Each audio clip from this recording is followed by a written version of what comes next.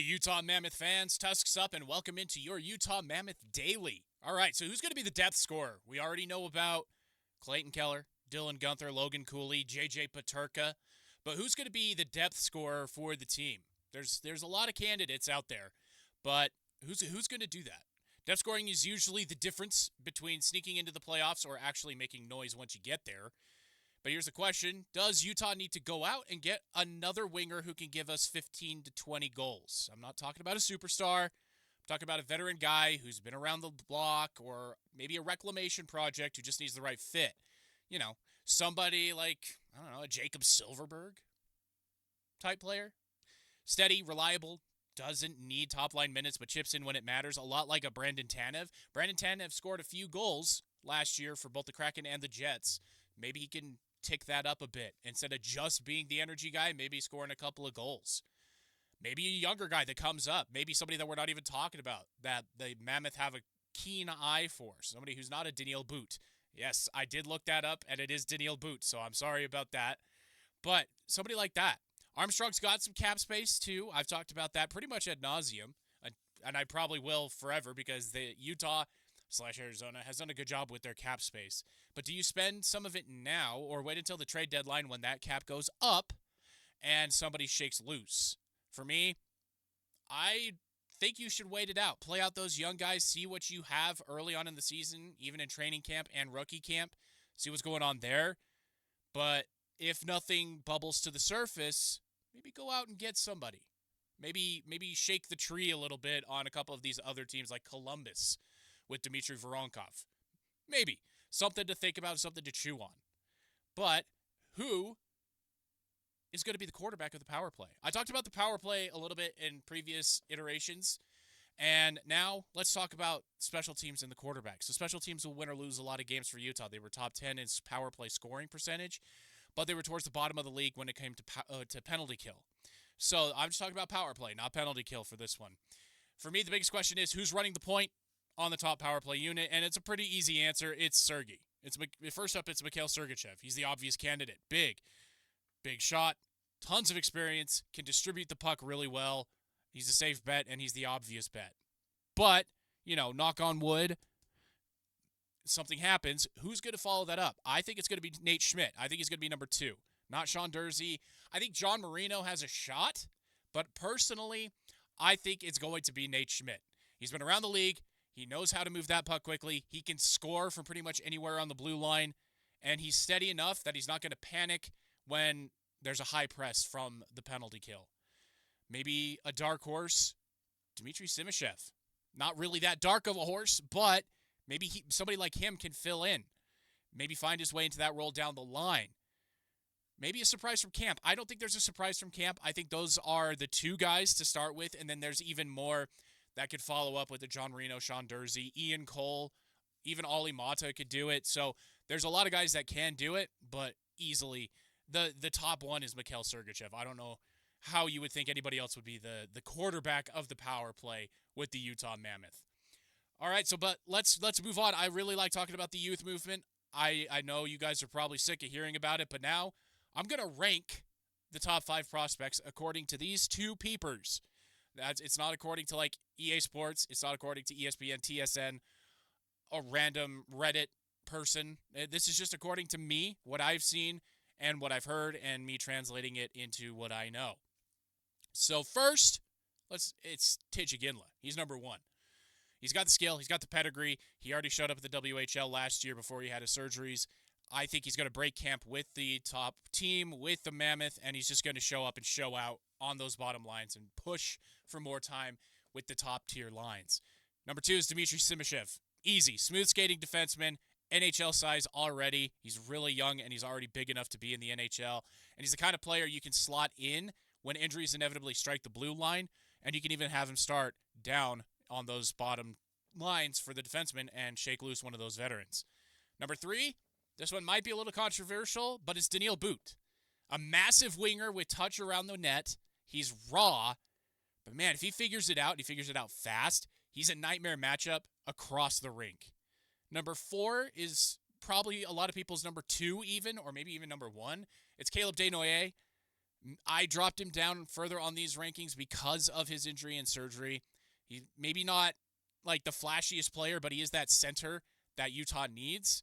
And he has the type of two-way game that is really the reason why he went number 4 overall. And then number 5 is going to be Maverick Lamoureux. He's still got some development to do, but the physical tools are undeniable. And once he rounds things out, he could be a staple on the back line.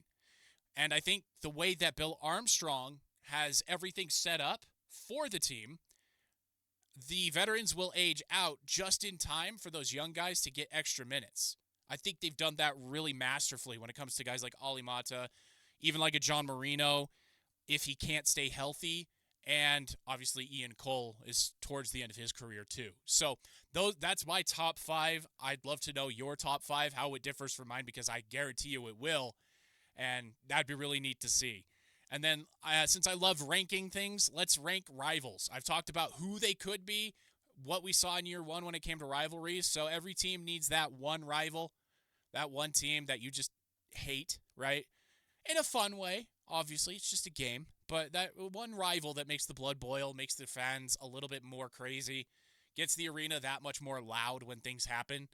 For me, number 1, it's got to be the Vegas Golden Knights. It makes total sense. When Vegas was the expansion team, pretty much all of Utah started rooting for Vegas. I didn't. I was a Colorado Avalanche fan from when they moved over, and so I've been a Colorado Avalanche fan my whole life. Is really weird to say because I was alive before the Avalanche moved, but I was barely sentient. So it was 90, right? It was 96 when they moved, right? Or something like that. So I was like 6 years old. So barely sentient. But it's the Vegas Golden Knights. We need to bring those fans back somehow and bring that loyalty home. When Vegas rolled around last time, the crowd was mainly Vegas Golden Knight. I'd like to see that at least be half and half this year when Vegas comes to the Delta Center. And that game is just going to be fun no matter what happens because of the crowd. Even if it's another laugher like there was one last year against Vegas, I think it'd still be really fun. Number 2 for me is Colorado Avalanche. I think that's because it's a little bit more personal for me because I have been a Colorado Avalanche fan my whole life. Geography also makes this a rivalry. It's a short trip, divisional opponent, and both fan bases will travel well once Utah gets roots in the state. This rivalry is just going to work. It's just going to cook. I think it will because Colorado obviously has massive amounts of success behind them, multiple Hall of Famers, and Utah wants to get on that same train track. So I think that would be really fun. And for me personally, I think it'd be pretty fun too. That's one game where I don't lose. Number 3, Calgary. That's my number 3. And it has everything to do with the Mammoth or Utah Hockey Club's first draft. Sitting there, number 9, Tidge Aginla still on the board, and Calgary picking right behind them. It was too perfect. Calgary getting the heir to the Aginla throne. And then Utah goes, hey, we know that name. He's pretty good at hockey too. Let's pick him. And so they did. And so there's a rivalry right there. I think it's really funny. Utah, I guess, stole Tidge Aginla. And you don't think Flames fans won't remember that? So this one has some spice. And I think the NHL schedule makers see that too with how they set up the schedule this year. So that's my number 3. Number 4 is the LA Kings. This has more to do with how Utah just generally dislikes LA. And that's really where it comes from. Like the Utah Jazz, Los Angeles Lakers, there was that pseudo-rivalry in the late 90s, early 2000s where Utah was the Kings of the Western Conference. They aged out of it. The Lakers came up. Utah fans didn't like it. And so there is that rivalry.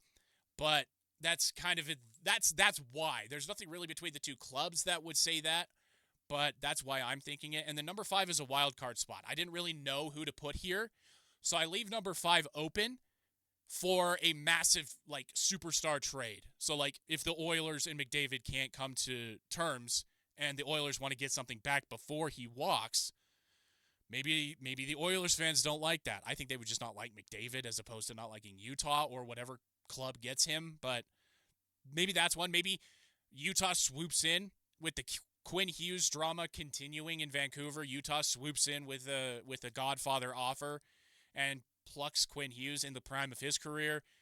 Maybe Vancouver fans don't like that. Canadian hockey fans have a really long memory, so those things, that's why it kind of bleeds into my rankings here. Or maybe it's just one loud player who trash talks Utah or Salt Lake City or the culture around here, like a Shaquille O'Neal, a Charles Barkley. If some of you guys are of a certain age, Dominique Wilkins refused to play here when the Jazz drafted him. So like they did in basketball, all it takes is one storyline to ignite a fire. So there you have it. My top 5 prospects and my top 5 rivalries. But trust me, by the time we're back in a few years, one of these is going to feel like life or death, and a couple of the other ones are going to be really stupid, and you're going to make fun of me for it. But hey, that's what these rankings are for, right? But thank you all for being here. That is your Utah Mammoth Daily update for today, and I will see you all tomorrow.